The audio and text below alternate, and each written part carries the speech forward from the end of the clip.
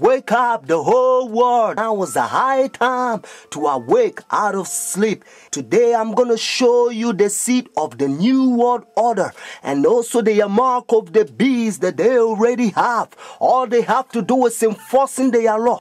The whole thing is tied with religion. That's why Revelation chapter 13 verse 17, the Bible says no one can buy or sell. Notice. It's a great honor for me. Thank you so much. Friends, I'm going to give you a little history and then I will tell you the power behind the scene, the New World Order. Constantine was the one who united the church and stayed together. Notice, during Dark Ages, pagan Rome, when he marched them to Tiber River, they said they was baptized. So when they came to the church, they was idol statue worshippers. So when they brought their statues in Roman Catholic Church, they start naming them Christian name, Jupiter and all this thing. They call them Peter and Rosary and all this paganism that they brought to Roman Catholic Church. And some of the Christians they don't like, so they protest against. That's why they call them Protestants or Protestant. So they set up their Jesuit order during 1500. The reason they said their Jesuit order is to destroy the Christians that they protest against their paganism. They also infiltrate the state to control the whole world. The Jesuits, they created Masons, and now they got Skull and Bones, Illuminatis, all them secret societies, friends. They control the whole world. And what else? Obama and all them powers, they all belong to secret societies. I love everybody. I don't have a choice if I want to go to heaven, but I got to tell you the truth because the whole thing is tied with Bible. The church and state is going to unite in the last days and they will bring the mark of the beast that the Bible says. So notice. You came from circumference I did, your old country. Yes. And it was successful. Successful? You have some decisions. It's not so easy with all. The Iraq War has been another foreign policy challenge, beginning with John Paul's papacy. Other foreign policy priorities for Benedict include pushing for peace in the Holy Land and decrying rising secularism in Europe. He's also been quietly working to establish relations, something that was not possible during the last papacy, largely because of John Paul's role in the fall of communism in Poland. The Chinese obviously didn't want John Paul II running around China doing the same thing. Pope Benedict is not that kind of a threat to China. Most of the time, in places around the world, Vatican diplomats work outside the spotlight, where experts say they often have an advantage. Some question how much government leaders of today truly listen to what the Pope has to say. And that, observers say, is a moral authority that can't be measured by economic strength or military divisions. A moral authority Benedict hopes to draw upon when meeting with U.S. officials and speaking before the United Nations. I'm Kim Lawton in Washington. Now we can see a new world coming into view. A world in which there is a very real prospect of a new world order.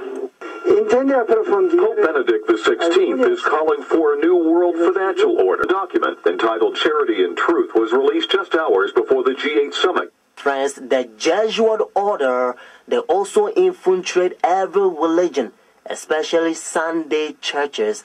That's why Revelation chapter 17 called this power whore. Notice, the mother of harlot. Jesus Christ is the one who died for the whole world and he's drawn everybody to himself. But this power, they don't want you to go to Jesus Christ. They want you to go to them and confess your sin to them. So notice what Revelation chapter 18 says. And they also infiltrate the kings, presidents. So notice. And he cried mightily with a strong voice, saying, Babylon the great is fallen and is fallen, and is become the habitation of devils, and the hole of every foul spirit, and the cage of every unclean and hateful bird. For all nations have drunk of the wine of her fornications. And notice, and the kings of the earth have committed fornication with her. Friends, now I'm going to tell you their mark. Notice this power, the mark of the beast. Because notice, if the Bible says the mark of the beast, means this power has a mark The beast is a language that God is using for this power. And they themselves, they says in their own book, the book of Catechism, the old version, notice, they says Sunday worship is their mark of authority. The new version, they don't use the word authority, but at least, thank God, they still admit it. Even the new version of Catechism, they still says they changed the Sabbath from Saturday to Sunday. Friends, the mark of the beast is not worldly speculations that sometimes you hear. Some people says, well, it's computer chip, but unfortunately you don't find in the Bible. And some people says, it's 666. But according to Revelation 13 verse 18, actually 666 help you to find the beast. What I mean is to identify the beast. But the Bible says the mark. The reason why I repeat and I kind of stretch it because I don't want you to miss it. It's a deception.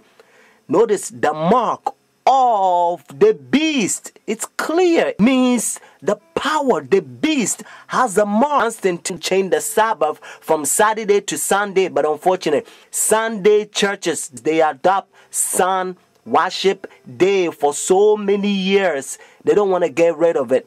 But actually, it's a pagan sun worship day, Sunday worship. Look, even the spellings, you'll find out. Matter of fact, if you look at your calendar, Sunday is always begin as the first day of the week. Unfortunately, they will skip, and some people, they don't know, they will count Monday as the first day of the week, because according to Revelation chapter 12 verse 9, the devil will deceive the whole world. So it's a deception. So a lot of people, the devil, he's in the process blinding the people, including the Christendom. Friends, if you go to church Sunday, notice the first day church, now you don't have the mark of the beast according to Revelation 14 and 13 unless the law is enforced. That's why now you hear different country, they try to forcing the people to not sell or do anything on Sunday because they try to enforce the law. But according to Bible, notice United States is the one who's going to cause the whole world to worship the beast. Their sun worship day means Sunday worship according to Revelation 13. So whenever United States enforce the law, then every country also going to enforce because they control the whole world. Every president on the Roman Catholic Church. Friends, Saturday is always the Sabbath, the seventh day of the week. Notice, and again, it's always Saturday. And that's why the Bible says the seventh day is the Sabbath. Jewish nation, even though I'm not Jewish, they still keep the Sabbath Saturday. And also encyclopedia, you will find it even different language. If you speak Spanish, Sábado means Saturday. You can also find in the Bible, according to Genesis chapter 2, verse 2 to 3, you're going to find out that God created heaven and the earth 6 days, and the seventh day he rested, and that seventh day, it's Saturday. And then Jesus Christ, remember, when Adam and Eve, they sinned, Jesus Christ came to redeem our soul, and he finished his work 6 days, Friday afternoon. Remember, that's why they call it Easter Friday or Good Friday. It says it is finished Friday, and then he rested Saturday, just like he rested Genesis chapter 2 verses 1 to 3. And Sunday, the early day in the morning, you will find in the book of Luke chapter 24 verses 1 to 3. You will also find in Luke chapter 23 verses 50 to 56. The seventh day is always Saturday until Constantine 321. He changed it from Saturday to his own pagan sun creation worship day. The devil behind the scene. You are about to see the power.